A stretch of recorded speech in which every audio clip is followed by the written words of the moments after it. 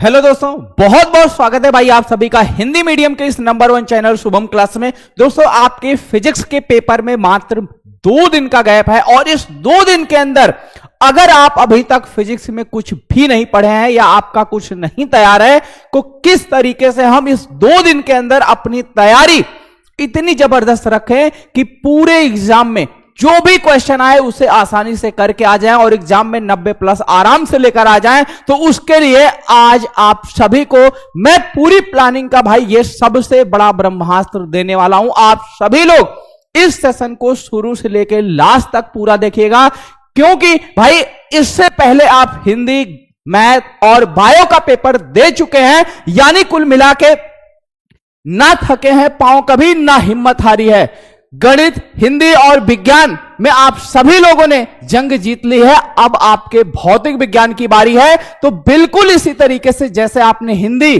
Bio और math में एकदम जो कुछ भी पढ़ाया गया लास्ट मोमेंट पे वो सारी चीजें आपके एग्जाम में आई, अब आपके उसी तरीके से बेटा फिजिक्स की बारी है। और एक एक चीज फिजिक्स का हम किस तरीके से तैयार करने वाले हैं, ये सारी प्लानिंग आपको मैं पहले ही बता दे रहा हूं बेटा। इसी तरीके से अगर अंतिम के इस 2 दिन में आप अपनी तैयारी हमारे साथ करते हैं तो आप एग्जाम में आराम से बढ़िया अंक स्कोर कर सकते हैं। तो सबसे पहले भाई आज शाम को आप सभी लोगों के लिए, ठीक है, आज शाम 4 बजे ये क्लास आपकी तो चल ही रही है, लेकिन शाम 6 बजे आपके पूरे फिजिक्स का पोस्टमार्टम करके मैं रख देने वाला हूं।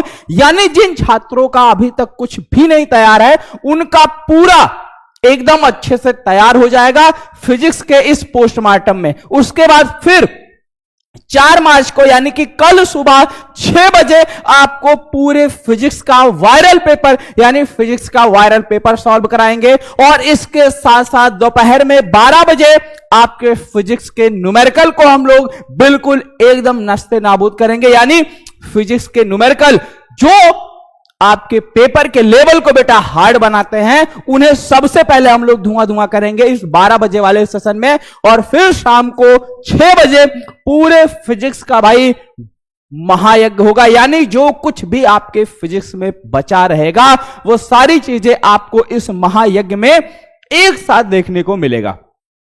और इतना ही नहीं, अभी आज के इस सेशन में आपको 2 ऐसे बड़े हथियार यानी कि ऐसा बड़ा ब्रह्मास्त्र दे देंगे, अगर आप कुछ भी नहीं तैयार है या एग्जाम में कुछ भी नहीं आ रहा तो वही दोनों चीजें जो है आपकी नैया को आराम से पार लगाएंगे। वो बहुत ही जबरदस्त ट्रिक है, अभी लास्ट में आपको दिखा दे रहा हूं, आपको लास्ट में बता दे रहा हूं कि उसे करना कैसे है और उसे अप्लाई कैसे करना है। ये सारी चीजें अभी आपको क्लियर हो जाएंगी। और फिर 5 मार्च को सुबह 6 बजे फिर से आपको एक फिजिक्स का वायरल पेपर कराऊंगा और दोपहर 12 बजे आपके फिजिक्स के डेरिवेशन और शाम 6 बजे आपके फिजिक्स के महातांडव की क्लास रहेगी, जिसके अंदर आपके पूरे फिजिक्स का कंप्लीट रिवीजन रहेगा। यानी जितना भी हम लोग आज की शाम, कल पूरा दिन भर और परसों दोपहर तक जितनी भी चीजें हम लोग पढ़े रहेंगे, उन सारी चीजों का इस महातांडव के अंदर एकदम जबरदस्त तरीके से रिवीजन रहेगा। क्योंकि भाई देखिए, एग्जाम में जो कुछ भी तैयार है अगर उसका प्रैक्टिस हमें नहीं रहेगा तो हम अच्छे से नहीं लिख पाएंगे। और जो हमें तैयार है वो सारी चीजें एग्जाम में हम अच्छे से लिख कर आ जाएं, इसके लिए भाई प्रैक्टिस होना भी बहुत जरूरी है। तो शाम को ये जो आपके महातांडव का क्लास है ये आपके लिए बेटा बहुत ही महत्वपूर्ण रहेगा। और फिर सुबह 6 बजे जिस दिन आपका पेपर है उस दिन भी आप सभी लोगों के लिए अंतिम ब्रह्मास्त्र लेके आएंगे आंखों के सामने। मतलब इसमें कुछ ऐसा रहेगा कि आपके एग्जाम हॉल में जो आपको पेपर में क्वेश्चन मिलेंगे वो सारे क्वेश्चन आपको कुछ इस तरीके से इस कदर तैयार किए जाएंगे कि पेपर से पहले अंतिम ब्रह्मास्त्र में वो गेस्ट क्वेश्चन जो है आपको सुबह में कराए जाएंगे। क्लियर है भाई?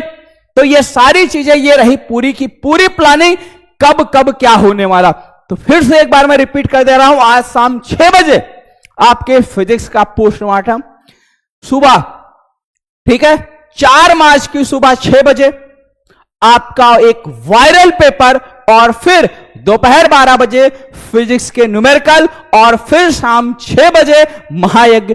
अगली सुबह यानी कि 5 मार्च को फिर से आपके फिजिक्स का एक वायरल पेपर और दोपहर 12 बजे आपके डेरिवेशन और शाम को महातांडव का क्लास और फिर जिस दिन आपका पेपर है उस दिन ये क्लास आपको तो मिल ही रही है। अब सबसे बड़ा ब्रह्मास्त्र जो आप सभी के लिए, हर एक बच्चे जिसकी तैयारी अभी तक कुछ भी नहीं हुई है या अगर आपने कुछ भी नहीं पढ़ा है तो यह ब्रह्मास्त्र भाई आपके लिए एकदम रामबाण है। क्या है? फिजिक्स के डेरिवेशन कैसे करें। हर एक चीज का, हर एक, चाहे डेरिवेशन हो या न्यूमेरिकल हो या थ्योरी हो, हर एक चीज को करने का, लिखने का पूरा प्रॉपर तरीका अगर आप जानते रहोगे तो तैयारी ना होते हुए भी आप एग्जाम में बढ़िया अंक स्कोर करोगे। तो चलिए सबसे पहले भैया इसको देखते हैं, फिजिक्स के डेरिवेशन कैसे करें। मान लो अगर आपके पेपर में कोई ऐसा डेरिवेशन आ रहा है या कोई ऐसा डेरिवेशन आ गया है जो आपको नहीं तैयार है, तो उसके लिए हम क्या करें, या अगर आपको तैयार है तो उसको हम किस तरीके से करें। जैसे क्वेश्चन के तौर पर एक सिंपल सा हम डेरिवेशन लेते हैं आपको समझाने के लिए एग्जाम्पल के रूप में। मान लीजिए हमें कोई समांतर प्लेट संधारित्र की धारिता निकालनी। क्या करनी है भाई? कोई समांतर प्लेट है, कोई समांतर प्लेट संधारित्र है। क्या है? समांतर प्लेट संधारित्र है, इसकी धारिता हमें निकालनी है। क्या करनी है बेटा? इसकी धारिता हमें निकालनी है। तो इसके लिए हमें क्या करना होगा? अब इसमें देखिए निकालना क्या है? धारिता। क्या निकालना है? धारिता। तो बेटा धारिता की परिभाषा आपको तो पता ही होगी, ठीक है। किसी चालक के एकांक आयतन में स्थित आवेश को हम क्या कहते हैं? उस चालक की धारिता कहते हैं, ठीक। मतलब C बराबर Q अपान में B, Q अपान में B, Q अपान V। आगे बात समझ में? जहां Q जो है चालक पर उपस्थित आवेश की मात्रा है और B उस चालक का विभव है, B उस चालक का विभव है, ठीक है।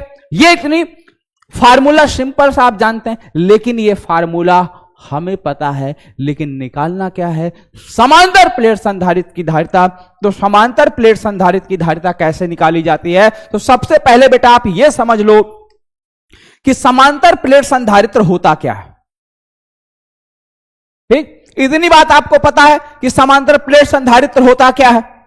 इसमें क्या भाई कि समान आकार व समान क्षेत्रफल की दो प्लेटें होती हैं। क्या? समान आकार तथा समान क्षेत्रफल की दो प्लेटें होती हैं। तो मान लिया गया भैया ये दो प्लेटें हैं जो एक दूसरे से d दूरी पर रखी गई हैं। कितनी दूरी पर बेटा? d दूरी पर रखी गई हैं, ठीक है। समांतर प्लेट संधारित्र क्या है, उसकी कंस्ट्रक्शन, उसकी रचना तो आपको इतना पता है, वही चीज है। मान लेते हैं इस प्लेट का क्षेत्रफल a है और इसके एक प्लेट पर प्लस आवेश अगर होगा तो दूसरे पर क्या होगा? माइनस आवेश होगा।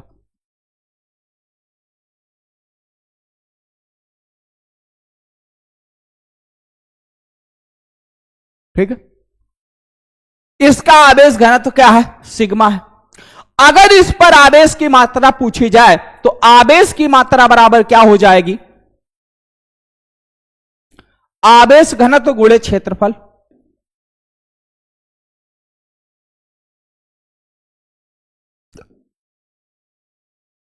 अब कक्षा 10 में जो आप सभी लोग मेंसुरेशन पढ़ते हो, इसमें सारी वही फार्मूले हैं, कुछ अलग से या कुछ नया फार्मूला नहीं लग रहा।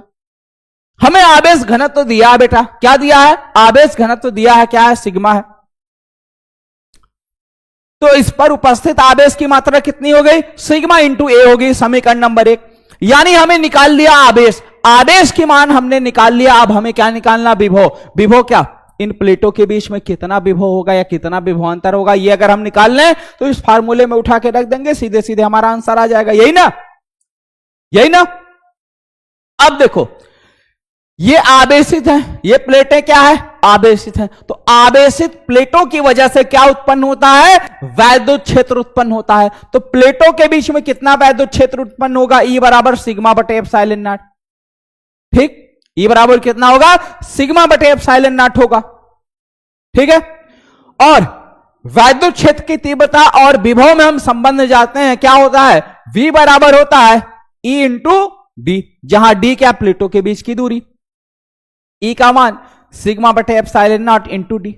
मिल गया, हमें विभव मिल गया और आवेश की मात्रा मिल गई। अब उठा के इसी में रख दो, तो सी बराबर क्या हो गया, सिग्मा इंटू ए बटे एप्सिलॉन नॉट, सिग्मा बटे एप्सिलॉन नॉट इंटू डी। अब देखो इससे ये कैंसिल हो गया, एप्सिलॉन नॉट चला गया ऊपर, तो सी बराबर हो गया एप्सिलॉन नॉट ए अपान में डी। समांतर प्लेट संधारित्र की धारिता का यही सूत्र है। समांतर प्लेट संधारित्र की धारिता का क्या होता है, यही सूत्र होता है। क्लियर हो गई। अब इसमें क्या कितने स्टेप लगाए गए मैं बहुत ध्यान से देखना, फिर से एक बार समझा दे रहे हैं। डेरिवेशन अगर करना नहीं आता है तो कैसे इसे आसानी से हम कर सकते हैं। हमसे पूछा क्या, सबसे पहले उस चीज पर ध्यान दो। पूछा क्या गया है, सबसे पहले उस चीज पर ध्यान दो। क्या पूछा गया है, समांतर प्लेट संधारित्र की धारिता पूछी गई है। क्या पूछी गई है, समांतर प्लेट संधारित्र की धारिता पूछी गई है। तो अब धारिता अगर पूछी गई है तो धारिता का सूत्र क्या होता है, यह आपको याद होना चाहिए। याद है, C बराबर होता है Q बटे B। यहां Q क्या है, आवेश की मात्रा, और B जो है विभवांतर है या चालक का विभव है। किसकी बात हुई है, समांतर प्लेट की बात हुई है। तो हम एक समांतर प्लेट बना लिए और इस प्लेट का क्षेत्रफल A हो गया और इसका आवेश घनत्व जो है वो सिग्मा हो गया, और इन प्लेटों के बीच की दूरी क्या हो गई, D। समांतर प्लेट संधारित्र क्या कहलाता है, इसकी परिभाषा क्या है, ये तो मालूम है ना। क्योंकि डेरिवेशन तभी आपसे अच्छी तरीके से सॉल्व हो पाएगा जब डेरिवेशन, जो डेरिवेशन आप कर रहे हैं उस डेरिवेशन में जिस चीज का डेरिवेशन कर रहे हैं उसके बारे में आपको पता हो। समांतर प्लेट संधारित्र की धारिता निकाल रहे हैं तो मतलब धारिता का सूत्र भी पता हो, समांतर प्लेट संधारित्र क्या होता है वो भी पता हो, तब ना बात बनेगी। तो ये हो गया समांतर प्लेट संधारित्र। ठीक है, यहां से देखो हमने क्या निकाल लिया, Q का मान। हमें क्या चाहिए, Q और B। Q का मान निकाल लिया, फिर उसके बाद B का मान निकाल लिया, उठा के समीकरण में रख दिया, हमारा आंसर आ गया। ठीक है, तो इस तरीके से आसानी से हम डेरिवेशन को कर सकते हैं। तो डेरिवेशन के लिए क्या दो रूल सबसे इंपॉर्टेंट निकल के आए। सबसे पहला रूल तो यह आया है कि जो डेरिवेशन हमें करना है उसके बारे में चीजें हमें पहले से पता होनी चाहिए, उसकी परिभाषा और उसका फार्मूला, ये दोनों चीज बिल्कुल क्लियर हो। तो परिभाषा और फार्मूला अगर क्लियर रहेगा तो हम डेरिवेशन के स्टेप को आसानी से प्रोसीड कर सकते हैं। अब अगला सबसे इंपॉर्टेंट चीज, अगर हम बात करें फिजिक्स के न्यूमेरिकल की, तो फिजिक्स के न्यूमेरिकल को किस तरीके से किया जाए। न्यूमेरिकल को करने के लिए बेटा आपको क्या करना होता है, न्यूमेरिकल में अगर देखा जाए तो ज्यादा नहीं, बस तीन सबसे मोस्ट इंपॉर्टेंट चीजें होती हैं। एक वो गिवन यानी दिया क्या है, ठीक है। दूसरा वो निकालना क्या है, फाइंड आउट, निकालना क्या है। तीसरा वो फार्मूला। अब अगर फार्मूला याद हो गया, फार्मूला भी पता हो गया, उसके बाद क्या है, कैलकुलेशन है।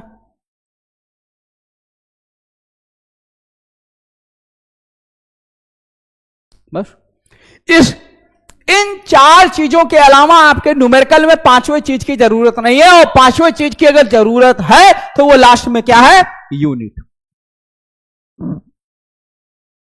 तो न्यूमेरिकल के लिए बेटा इतनी, यानी ये पांच चीजें, ठीक है, ये पांच ही चीजें अगर एक साथ सही मात्रा में मिल गई तो क्या बन जाता है भैया, मुक्का बन जाता है, सबसे पावरफुल चीज बन जाती है।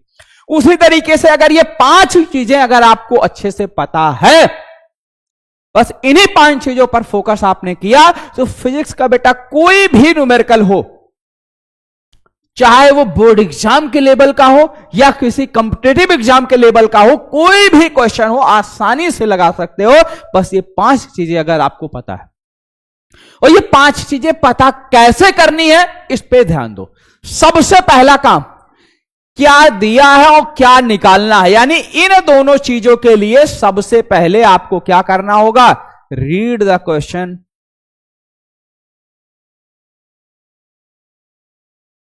यानी जो आपका क्वेश्चन है, जो आपका पेपर में क्वेश्चन दिया है, उस क्वेश्चन को भैया हमें बहुत ध्यान से पढ़ना होगा। कम से कम अगर एक बार में नहीं समझ में आ रहा तो 2 बार या 3 बार आराम से उस क्वेश्चन को पढ़ना होगा।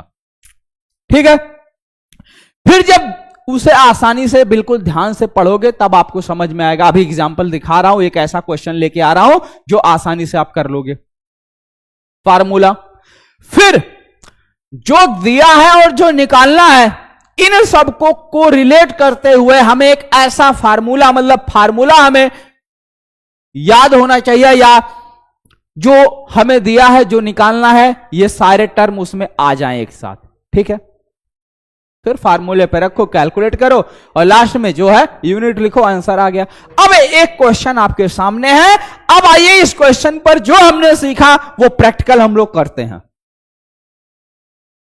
फिजिक्स के न्यूमेरिकल को करने के लिए जो ट्रिक या जो भी तरीका हमने सीखा उसे यहां अप्लाई करते हैं, लेकिन उससे पहले थोड़ा सा मैं आपको कैलकुलेशन के ट्रिक के बारे में बता दूं। बेटा, कैलकुलेशन के ट्रिक में हमेशा सबसे पहले जो 10 की पावर है, 10 की पावर वाली जो चीजें हैं उसे सॉल्व करो। ठीक है, और जब 10 की पावर वाली चीजें सॉल्व हो जाएं तो ऊपर वाली चीजों को ऊपर एक साथ, नीचे वाली चीजों को नीचे एक साथ किया करो, और फिर जो कटे उसे काट दो। ठीक है, जो कटे काट दो, फिर लास्ट में जो बचे उन सबको कैलकुलेट करके उसका क्या करो, आंसर करो। क्लियर है भाई? अब आइए इसका यहां पर हम लोग एप्लीकेशन करते हैं, यानी इसका यूज देखिए कैसे करना, बहुत ध्यान से। क्या कह रहा भाई, एक समांतर प्लेट का व्यास 6 सेंटीमीटर है, यानी समांतर प्लेट है, उस समांतर प्लेट का व्यास 6 सेंटीमीटर है। तो मतलब व्यास का मतलब क्या हो गया, 2r, यानी त्रिज्या का 2 गुना। तो r बराबर दिया 6 सेंटीमीटर, तो यहां से भाई त्रिज्या कितनी हो गई, 3 सेंटीमीटर। अब सेंटीमीटर को तुरंत न्यूमेरिकल लगाने के लिए जितनी भी यूनिट आपको एसआई में नहीं दी है, सारी यूनिट को आप एसआई यूनिट में कन्वर्ट कर लीजिए। तो ये हो गया आपका 3 × 10 की घात -2 मीटर। ठीक, और क्या दिया है, उसमें परावैद्युत के रूप में वायु भरी है, यानी वायु अगर भरी है तो वायु का परावैद्युतांक 1 होता है, कोई दिक्कत नहीं, जाने दीजिए। यदि संधारित्र की धारिता 20 माइक्रोफैरड है, यानी सी का मान दिया है 20 माइक्रोफैरड। क्या पूछा भाई, धारिता ना, सी, माइक्रो को फैरड में 20 × 10 की घात -6 फैरड। ओके, कह रहा इसके प्लेटों के बीच की दूरी ज्ञात करो, यानी डी का मान ज्ञात करना। अब बताओ भाई, जो चीज दिया है वो हमने लिख लिया, जो चीज निकालना है वो हमने लिख दिया। अब क्या करना है, फार्मूला। तो फार्मूला कौन सा लगेगा, समांतर प्लेट संधारित्र की धारिता C बराबर ε0 A/d। हमसे पूछा क्या है, डी, तो सबसे पहले इसको डी यहां भाग में, इधर आएगा गुणे में, तो डी बराबर ε0 A/c। अब सबकी वैल्यू, ε0 क्या है, निर्वात की वैद्युतशीलता है, और इसका जो मान होता है याद रख लो भाई, 8.85 × 10 की घात -12। तो ये हो गया 8.85 × 10 की घात -12 गुणे। ए क्या है, त्रिज्या हमें दिया, तो क्षेत्रफल कितना हो जाएगा, πr², πr²।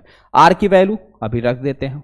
सी का मान दिया है 20 × 10 की घात -6, 8.85 × 10 की घात -12।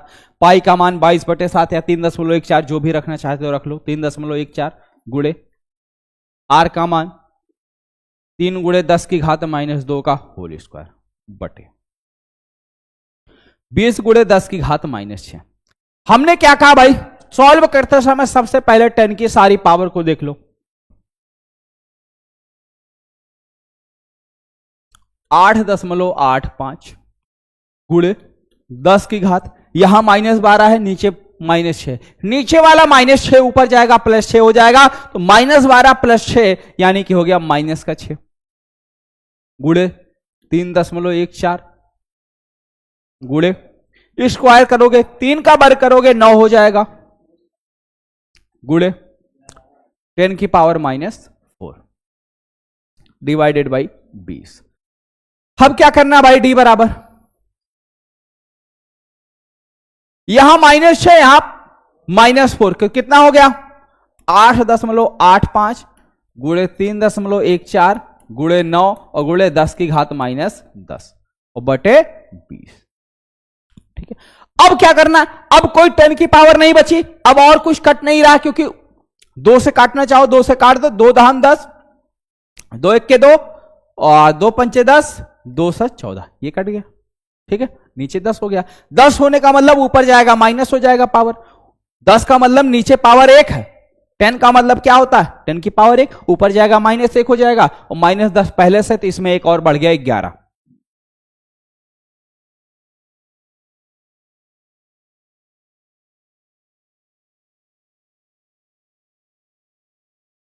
गुणे 10 की घात -11 मीटर।